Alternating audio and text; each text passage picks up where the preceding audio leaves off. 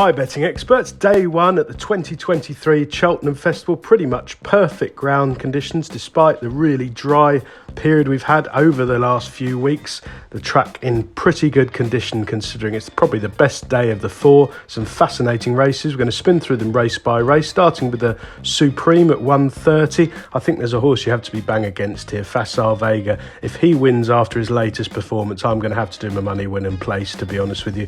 I know they backfitted a story that he went off too fast. Perhaps that was in part true.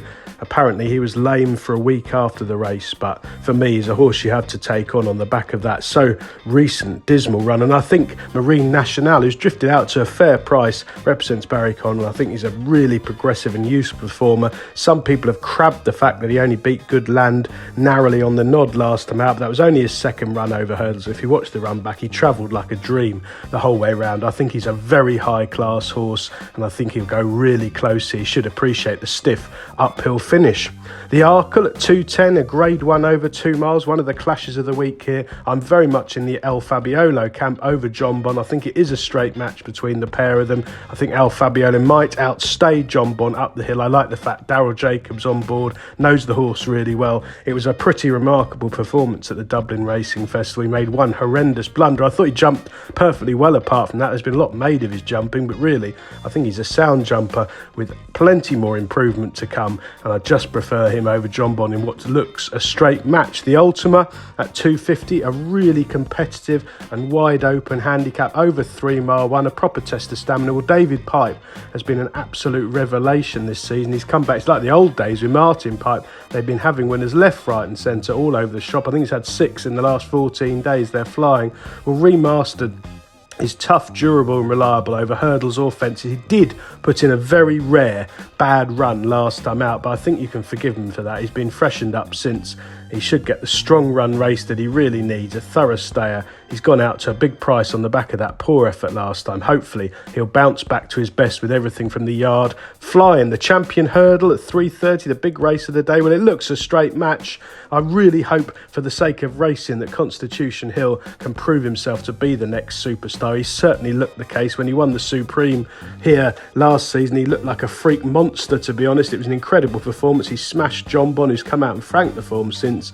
2 wins, not off the bridle this season, routing Epatante with ease on the bridle, jumping superbly. That one's come out and franked the form. He's got State Man and Vauban to beat. I think from a betting point of view, the race is pretty much sewn up. It's sort of 11-4 on 3 and 10. If you can get on Vauban each way, I think he's a really good bet. He's going to get a patient ride from out the heat of the race. There's just a small chance, of course, that State Man and Constitution Hill take each other on a long way out. And Vauban, I don't think Vauban is the difference between the prices between him and State Man that the market suggests. I think they're basically the same horse and Vauban's got a better makeup. So maybe Vauban without the favourite is a better option than Constitution Hill. But let's hope for racing's sakes that Constitution Hill proves himself to be the next superstar of the sport.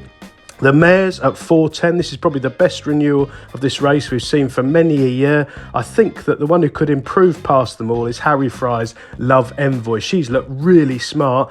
I've seen her win at Sandown twice on bad ground. Some people are going to think, well, will she handle this much better surface? I think she will. She's a very useful performer, and maybe she's got age on her side to improve past some slightly more ageing and exposed rivals, but it's a cracking race. I do think 6 or 7 to 1 Love Envoy is a fair price. The BOODLES at 4:50, registered as the Fred Winter, only 45 grand to the winner. It's a fascinating race. There's usually a plot or two. I think Zandabad could be the one here for Tony Martin, a very shrewd yard when they put the money down. Zandabad has had 3 runs since arriving from France, very promising on the first occasion behind Tikawa in a race that's worked out superbly. 4th of 21 behind Biker when well backed and not seen to best effect last time on testing ground at Gowran Park. That certainly helped handicapping wise for this opening mark. Better ground, a strong gallop. I think he's going to go really close. He's 16 or 20 to 1. I'm hoping there'll be some money around to back up my opinion. And finally, the National Hunt Amateurs Novice Chase over 3 mile 5, nearly 3 mile 6. Well, Galliard de Misnil has looked an absolute natural for this race. Completely unexposed, 8 runs over fences, 1 win, a winner at Leopardstown in a grade 1 at the end of December.